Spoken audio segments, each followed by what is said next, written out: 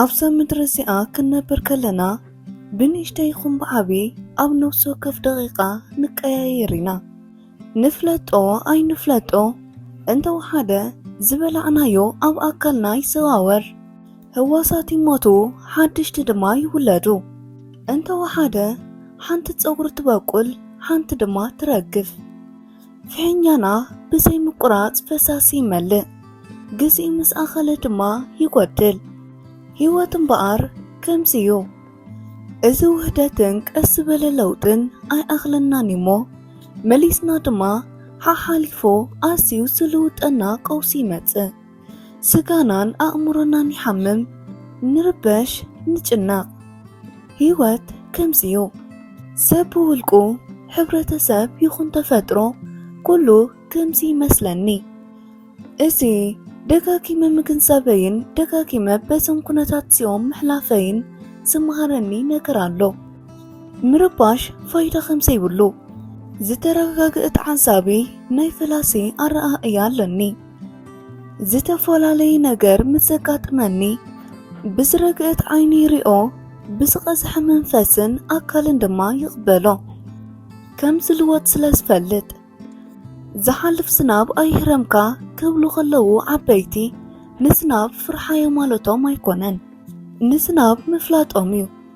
ዝተወሰነ ዕድመ ኣለዎ፣ ንሱ ድማ ሓፂር እዩ ማለቶም እዩ። ሰብ ብንእሱ ብተስፋ ንናይ ፀገማቱ ዘመን ይሓልፎ ማለት እዩ ኣይመስለኩምን? ኩናት መፀ፣ ሰብኣይ ሰይፊ ሒዙ ወፀ፣ ንዘለኣለም ድማ በቲ ዝወፀሉ ተረፈ። ይርበሽደ ብርግፅ ኣብ መርዓይ ተዓዊትላ ከፀብቐላ ተባሂሉ ንንእስነተይን ሙቐተይን ከፃውት ከሎ ከምዚ ኢለ ሓሲበ ነይረ። ንስኻ ኣፍቃርየ ኢኻ፣ ጽባሕ እንተሞትካኸ ንዓኻ ደሊ ዝተመርዓኹኻ መሓዛይን ዓርከይን ኢኻ። ግና ጽባሕ እንተሓሊፍካኸ ልብኻ እንተተለዊጡኸ። እዚ ናይ ፍርሕን ምውላድን ዘይኮነስ ነገራት ቅድሚ ምልዋጦም ዘሰክፍ ባህርያቶም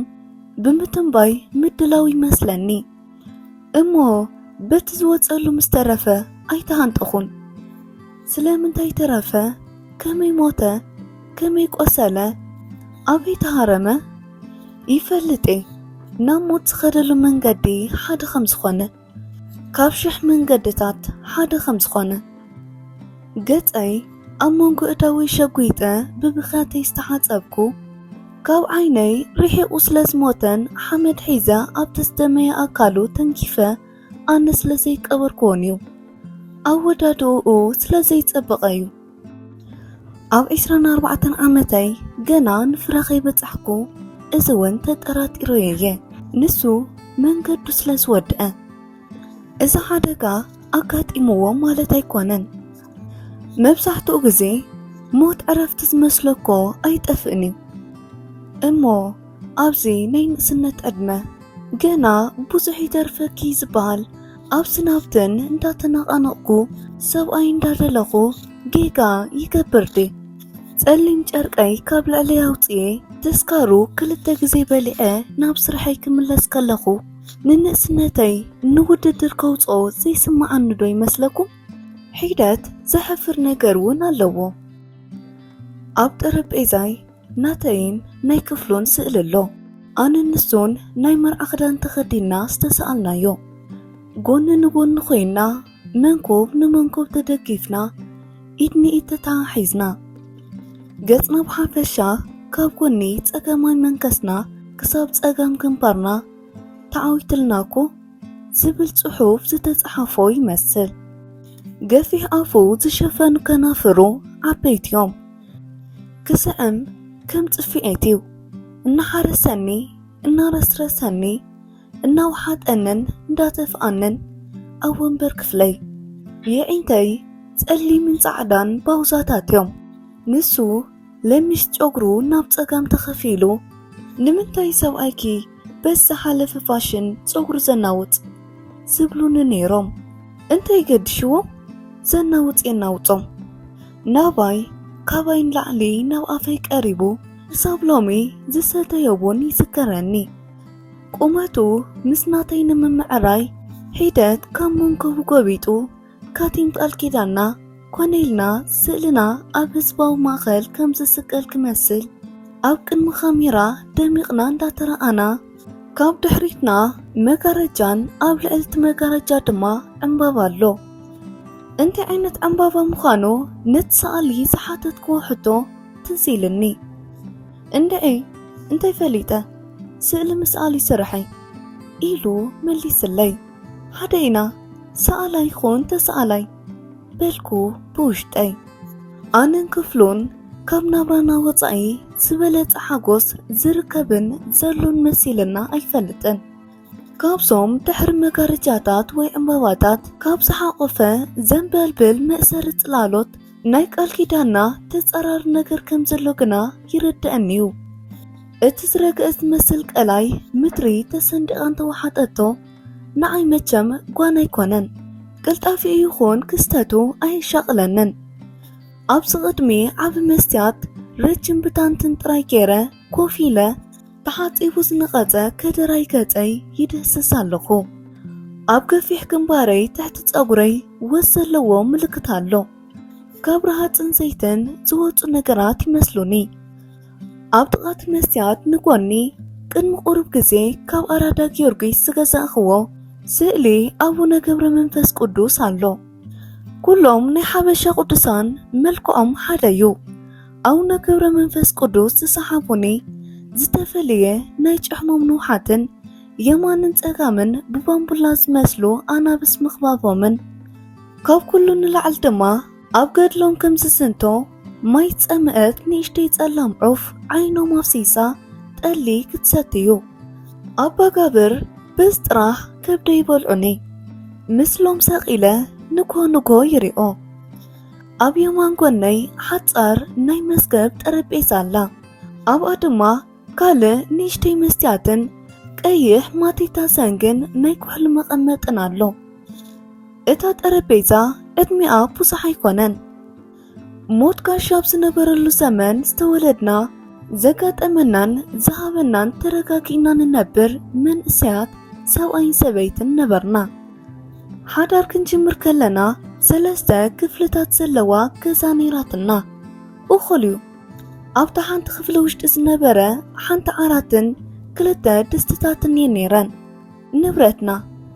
ኣብ ጥቓ ዓራትና ሒደት ክዳውንትና እናቐምጠላ ሳንዱቕ ነይራትና መሓዙትና ተኣኪቦም ከይነኣብዮም ብምስጢር ንገዛና ብሓድሽ ንብረት ምስ መልእዎ እዛ ጠረጴዛ እዚኣ ሓንቲ ካብኣተን እያ ነይራ ካብዞም ፁልና ኩሉ ነዛ ጠረጴዛ ፈቴ እዚ ናይ ምድናቕ ስምዒተይ ንሓደ እኳ ይሓባኹን እታ ኣብቲ ጠረጴዛ ዘላ መስትያት እውን ገና ንሰብኣይ ከይፈለጥክዎ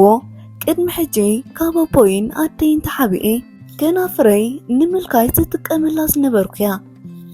እዛ መቐመጢ ኩሕሊ ዝገዛእኽዋ ድማ ብዙሕ ግዜ ኣይተጠቀምኩሉን እንተኾነ ንሰብኣይ ክፍሉ ምስ ፈለጥክዎ እዩ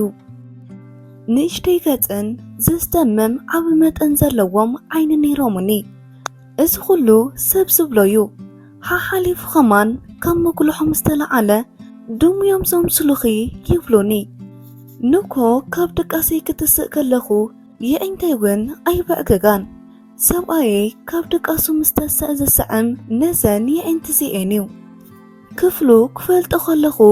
ዝተረጋግአ ቀሲሉ ዝዛረብ ኣብ ቋንቋ ውሽጢ ብዙሕ ረቂቕ ነገራት ዘይሰፈርዎ ዓይነት ሰብ ነበረ ሕውስውስ ዝበሉ ነገራት ከጋጥሙ ከለኳ ጉድ እዩ ኣየ ሰብ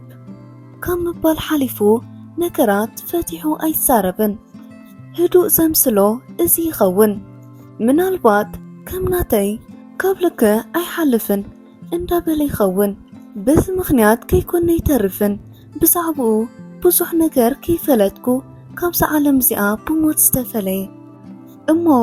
ንመጀመርያ መዓልቲ ተላሊና ኣብ ዝቕፅል መዓልቲ ተቋፂርና ክንራኸብ ከለና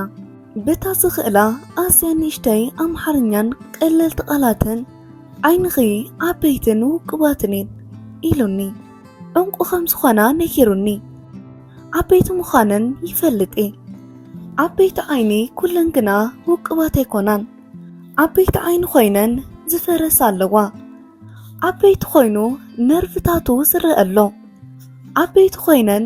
ንጽህነአን ብቡናዊ ዝተጋረደሎ ዓበይቲ ኮይኖም ቁልዒ ዝእክብለዉ ዓበይቲ ኮይኖም ቀረባ ይኹን ርሑቕ ዘይርኡ ኣነ ዝበሃሉ ከም ዝነበረ ዓበይቲ ኮይኖም ድሙ ከም ዘምስሉኒ ብሓቂ ተሓጒሰ ተበሊጾም ብግዙፍነቶም ዘስተሙሙይ እንታይ ምኽንያት ካብ ዝርኢኒ ሓደ ሰባት ብናቶም ዓይኒ ምጭምጫምን ንኡስነትን ቅን ብዝሓደሮም መንፈስ ንነብሶም ንምክልኻል ድሙ ኢሎሙን ነይሮም ድሕሪኡ ውቅባት ምዃኖም ብኣፍ ክፍሎም ዝተነገረኒ ደስ ኢልኒ ኣብ ልበይ እውን ዝፈልጦ ስለ ዘረጋገጽኩ እቲ ዝተሰማዓኒ ብዛዕባ ዝፈልጥዎ ክንገር ከሎ ከም ሓድሽ ሰሚዖም ብታሕጓስ ክዳንን ካብ ዝቐልዓ ምስ ዝተረኸበ ወዲ ንምውዳቕ ምኽንያት ከም ዝደልያ ቀረባይ ነበርኩን እሞ ክፍሉ ተኸቲለ ዝተጸረፍኩሎምን ዝተወደስኩሎምን የእንተይ እዚኦም ንምክንኻንን ንምጽባቕን ኩሕሊ ገዛኹ እቲ ኩሕሊ እዚዩ ክሳብ ሎሚ ጸኒሑ ኣብ ጥቓይ ክትጥቀመሉ ዘቐመጥክዎ ዕድመ ልክዕ ዝፈልጦ ከደራይ ገጸይ ገና ሎሚ ከም ጓና ሰብ ከም ናይ ጓና ሰብ ገጽ ብህድኣት የጽንዖ ኣለኹ ክፍሉ ምስ ሞተ ንኽልተ ዓመት ሓዘነይ ምስ ወዳእኩ ኣይተጎዳእኹን ማለት ኣይኮነን ኣብ ካልኣይ ዓመት መወዳእታ ግና ዕምቆት ሓዘነይ ይሕምኒ ነይሩ ልክዕ ኣብ ቀዳማይ ዓመት ሞት ከይኣመንኩ ጸኒሐ ኣብ ካልኣይ ዓመት ግና ከም ዝኣመንኩ ዓይነት ቀዳማይ ሰብኣይ ስለ ዝነበረ ኣይኮነን ሸለልትነት ዘለዎ ፍቕሪ ኣብ ዝኾነ ዝርከብ ኣይመስለንን ሸለል ዝብል ኣፍቃሪየ ነይሩ እንታይ ማለት ይመስለኩም ከም ዝፈትወኒ ርግጸኛ ከም ዝፈትወውን ርግጸኛ ነይረ ከም ዝኣምኖ ርግጸኛ ነይረ ከም ዝኣምነኒ ርግጸኛ ነይረ እዚ ቀሊል ይመስል ብዙሓት ዝወዳደሩ ሰብኣይን ሰበይትን ርኢ ኣለኹ ብዙሕ ከም ዝፋቐሩን ከም ዝፋተውን ዝዛረቡ ኣጋጢሞምን እዮም ክፍሉ ይፈትወኪ ኢሉ ካብ ኣፉ መረጋገፂ ዝሃበኒ ግዜ የለን እዚ ከምዚ ዓይነት ቃል መከራኸሪ ይመስለኒ ስለምንታይ ኣይትብሉን ስለምንታይ ዝብለባ ንኮ ናብ ስራሕ ክወፅእ ከለኹ ጽላሊ ዓጻጺፉ ኣብ ቦርሳ ይእትወለይ ዝናብ ይኹን ፀሓይ ንዝበሰለ ብርቱካን ጽቡቕ ኣይኮነን ይብለኒ ነይሩ ኣየሕዝንን ቁርሲ ክበልዕ ኮፍ ኣብ ዝብለሉ ኣነ ተዳልየ ክሳብ ዝመጽእ ከም ቆልዓ ገጹ እንዳሓሰየን እንዳባሃቆን ይጽበየኒ ካብ ኣውቶቡስ ገዲፌ ቅድሚ ምውራደይ ብኢደይ ኮቲቱ ህዝቢ እንዳረኣየ ይርኣይዎ ኣብዚ ማእኸል ምድፋእ ይስዕመኒ ብዙሕ ግዜ ኣብ ይበሉ ዝብል ሰብኣይ ራሕሲ ይስማዓኒ ሓሓሊፉ በቲ ነገር ልበይ ተሃንጢዩ ኣብ መንገዲ ሰብ ከይዕዘበኒ ርአ ከይተረኣኹ ይበሉ ዝብል ሰብኣይ ይስዕም ብመንጎ ኸናፍረይ መልሓሰይ ብዙሕ ከየሕለፍኩ ኣውፅኤ እቲ ዝገደፎ ናይ ኣፍወስ ይልሕስ ከመይ ጌርድዩ ደስ ዝብለኒ ነዚ ሓጎሰይ እዚ ንሓንቲ መሳርሕተይ ጓል ምስ ነገርክዋ እንታይ ከም ዝበለትኒ ዶ ክነግረኩም ካዕ በቃ ካዕ ተጋጌዲ ወይስ ቀኒኣያ ወይስ ዘይርዋዩ መልሱ ንምርካብ ኣይሳወንኩን ስናኽረግፍ ግና ካብ ልበይ ተራገምኩ ድሕሪኡ እዚ መምሃሪ ኮይንኒ ከምዚኦም ዝኣመሰሉ ነገራት ንሰብ ተሳሪበ ይፈልጥን ምሸት ድራር ክንበልዕ ከለና ክፍሉ ኣብ ሸሓነ ዝተረፈ ናይ መወዳእታ ቁራስ እንጀራ ንነብሱ ከይኮለሰ ንዓይ ክኮልሰኒ ይጻደፍ ዕብራኑ ይርኢ ኣለኹ ድኽነትና ምምላእ ዘይከኣሎም ገፊዓ ኣጽምቱ ይዕዘቦም ኣቕሞም ይርኢ ኣለኹ ንዓይ ንኸብልዕ ይመናጠር ንዕኡ ክብሪ ክብል ምብላዕ ይፈቱየ ካብ ኣፉ ይቖልብ ክድቅስ ከሎ ናብ ማእኸል ዓራት ቀሪቡ ብህድኣት ንእስነተይ ኣብ ቅርጽሙ ይእክቦ ናይ ረሃፀይ ሽታ እንዳማዓጎ ብእጋሩ ቆሊፉ ይሕዘኒ ጨጓር ኣፍ ልቡ ኣብ ገፀይ ለጢፈ ቁልጡፍ ድቃስ ይድቅስ ኣብ ኣካሉ ዝመፅእ ርሕራሐ ናይ ስጋ ባህጊ ከም ዘለዎ እንተፈሊጠውን ንቕኒቑ ኣይሸግረንን ከምኡውን ብዝተፈነኣ እዛነይ ረጎት ክናፍሩ ኣብ ግንባረይ ክወድቁ ይሰማዕ ኣለኹ እዚ ናጽነተይ ነበረ ኣይኮነን ድዩ ኩሉ ነገር ይልወጥ እዚ ኣብ ጥቓና ዝሪት ዘሎ ስንጭሮ ቀደም ከረን ነይሩ ይብሉና ናይ ዓፋር ጎላጎል ቀደም ስልጣንኡ ጉኑኒ ነይሩ ይብሉና ናይ ኣኽሱም ሓወልቲ እማን ቀደም ከም መስትያት ይብርሁ ነይሮም ይበሃል እዚ ዝተባሃለ እዩ ሕጊ እውን እዩ ትማሊ ብወርቂ ዝተለበጡ ኣልማዝን ክቡር እምንን ዝወሓጡ ሎሚ ሓመድ ይበልዑ ዝቕየር ኣይኮነን ሕጊ እዩ ነዊሕ ክፍሉ ዝገርም ክፍሉ ብገፊሕ እንዳሰጎመ ከም ሓደ ዝኽበር ወታደር ኣብ ወሰን ሃገሩ ክመውት ከሎ እዚ እውን ናይዛ ሃገር እዚኣ ሕጊ እዩ እዚ እውን ኣየስተምምን ካብዚ እውን ምምላጥ ኣይከኣልን ልቢዩ ሸፊቱ ኣይቅበልን ዝብል ኣምላከይ ኣላህ ነፍሲ ይምሓረልካ ከይተመርመርካ ከይተሓተትካ ግንባሩ ርኢኻ ልቡ ርኢኻ ስሙን ስም ሰበይቱን ሓቲትካ ብየማን ጠጠው ኣብሎ ካልኣይ ናይ መከራ ዓመተይ ምስ ወዳእኹ ካብ ዕለታት ሓደ መዓልቲ ሒደት ብርሃን ክርኢ ሃረፍኩ መበገሲኡ ኣይርዳእንን እዩ እዚ ሃረርታ እዚ ካበይ ከም ዝመፀ ይግምት እምበር ብልክዕ ግና ኣይፈልጦኒ ክጅምረኒ ከሎ ክፍሉ ብዘይምህላው ከም ሕርቃን ተመሲሉ እዩ ዘይምህላው ዘለኣለማዊ ከም ዝኾነ ሽዑ ተረዲእኒ ልክዕ ከም ሓድሽ ዝተረዳእኹ ብንብዓት ተፋነኽዎ ድሕሪኡ ንዑ ዝመስሉ ወዳት ደስ ክብሉኒ ጀሚሮም ድሕሪኡ ኩሉ ወደይ ደስ ክብለኒ ጀመረ ናብ ልበይ ዝኣቱ ግና እንታይ ከም ዝኾነ ዘይፈልጦ ነገር ንሱ ምስ ሞተ ምስኡ ከም ዝጠፍአ ምዃኑ እዩ እንታይ ክብሎ እንታይ ለየ ክሰምዮ ሓሓሊፉ ኣዲኡ ናብ ወሊሶ ኸይዳ ዝብላዕ ተምፀለይ ነይራ ክሳብ ሎሚ ንተሓታተት ኢና ብዙሕ ግዜ ኣብ ገዛይ ናይ ቡላ ከዓት ንበልዕ ነርና ንሱ ምስ ሞተ ደድሕሪኡ ዘይዓበየትሉ እዩ ብምባል ኣነ እውን ኣይደልኒ ስለ ዝብሎም ከየምፅኡ ፀኒሖም ሓደ መዓልቲ ንበዓል መስቀል ካብ ቤተ ክርስቲያን ምስ ተመለሳ ንምሸቱ ገዛ መፅን ንስኺ ብዘይ ምጭቕጫቕ ኣይትደሊን ተዘይበልዕክዮ ንዝበልዕ ሃብዮ ኢለን ብዙሕ እኳ ኣይኮነን ሂበና ንኸዳ ንዕኡ ካብ ዕለታት ሓደ መዓልቲ ሰንበት ንኮ ሰሪሐ ንኽበልዕ ኮፍ ምስ በልኩ ሓሪቐ ካብ ኮፍ ዝበልክዎ ተሳኹ ነቲ ሸሓኒ ደርቢ ናብ ዓረተይ ኣተኹ ካብቲ ዓለትቲኣ ንድሓርዩ እቲ መግለፂ ክበሉ ዘይክእል ፀገም ዘጋጠመኒ ድሕሪ እዩ ውፅ ውፂ ክብለኒ ዝጀመረ ርእሰይ ዘረኒ ንነዊሕ ግዜ ዘይተለወጡ ክዳውንተይ ኣብ ልዕለይ ነበሩ ሽዑ የርኤ ስጋይ ተጨነቐ ኣነስታይነተይ ተበራቢሩ እንታይ ማለተይ ከም ዝኾነ ይርዳእኩም እዩ ናይ ክፍሉ ዝኽሪ ብዘይተፈለጡ ሓይልታት ከም ዝተኣዘዘ ኩሉ ኣብ ድሕሪ ሕልናይ ድብዝዝ ኢሉ ፀንሐ ኣብዚ ዝፈኾሰኒ መዓልቲ እዩ ብመኪና ዝተጋጨኹ ከምዚ ቀበጥበጥ ክብል ምስ ወፃኹ ሓደጋ ዘጋጠመኒ ኣብ ጥቓ ዓብ ቤት ፖስጣ መንገዲ ክሳገር ከለኹ ቪኤት ታክሲ ሃሪማትኒ ሓደጋ እንተዘይተመረፀ እውን ህይወተይ ግና ኣይሓለፈትን ብዙሕ ኣይተጎዳእኹን ዓፅመይ ኣይተሰበረን ህርመት ልበይ እውን ደው ኣይበለን ሽክና ርእሰይ ኣይተሰንጠቐን ኣብ መንጎ መንገዲ ካብ ዝቆሙ ደሴታት ዙርያ ጥቕሚ ዘይብሉ ጨንፈር ሓፁር ግና ኣብ ፀገማይ ዓይነይ ወጊእኒ ሆስፒታል ኣትየ ምስ ወፃእኹ ኣብ መበል 15 መዓልተይ ሓንቲ ዓይና ኮይነ ቅድሚ 15 መዓልቲ ግን ኣብ ልደታ ዓይኒ ነርኒ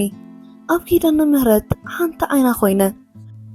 ብፍልስፍናይ ዝፅበዮ ሓደጋ እዩ ይሕዝኒ ይኸፍአኒ እዩ እንታይ ሞ ይግበር ቁስሉ ምስ ሓወየ ናይ ፕላስቲክ ዓይኒ ኣእተኹ ናይ ዓይኒ ዓብ መልክዕ ንዘይትፈልጥዎ ክነግረኩም ዓብ ምዃኑ ንጹህ ምዃኑ ይኮነን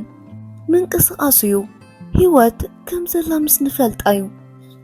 ብጸጋም ጎኒ ሓንካስ ብየማን ጎኒ ድልድልቲ ዝኾንኩ መሲልኒ ብጾተይ ገፊኡን ጸቢቑን ንእሽተይ ይኹን ዓቢ ኩሉ ሰብ ካብ ገዝኡ ተዋሳኣይ ኮይኑ ዝወፅእ ሂደት ምምስሳል ሒዙ ይወፅእ ኣብ ጎደና ናይ ሓቂ ርክብ ውሑድ እዩ ስለምንታይ ምዃኑ እንታይ ከም ዘገደደና ኣይፈልጥን ከይተኸሓለት ከይተሓንጻጸበት ትወፅእ ጓል ኣላዶ መጠን ሃብተንን ደረጃ ፍልጠተንን ተተፈላለየ እኳ ንነፍሰን የዕርያየን ጉድለተን ከይሸፈና እቲ ዝማርኽ ነገረን ጐሊሑ ንኽረአ ከየተዓራረያ ካብ ገዝአን ዘይወፃ ብዙሓት እየን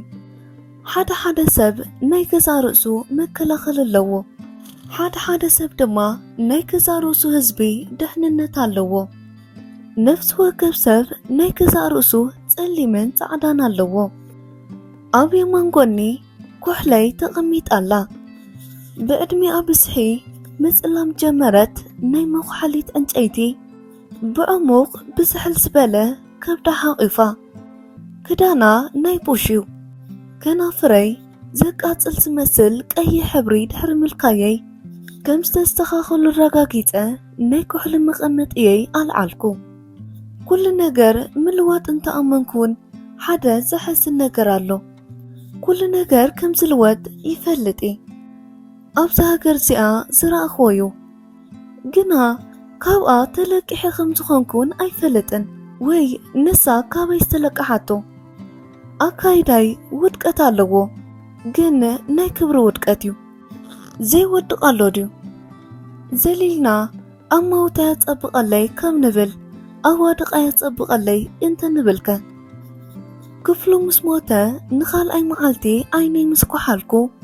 ዝኹሕሎ ክልተ ዝተፈላለያ ዓይንየን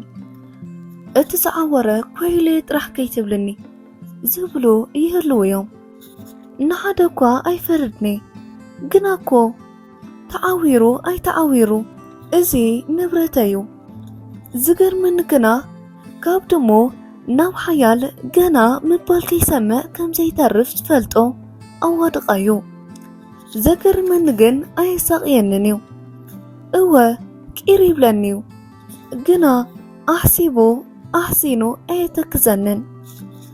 እዛ ናይ ኩሕሊ መቐመጥ እዚኣ ነዚ ዝረግፆ መሬት ዝመስል ሽታ ኣለዋ ኣፍንጫይ ኣብ ቀደዳ ኣለጉመ ክሸታ ከለኹ ዝስማዓኒ ከምኡ እዩ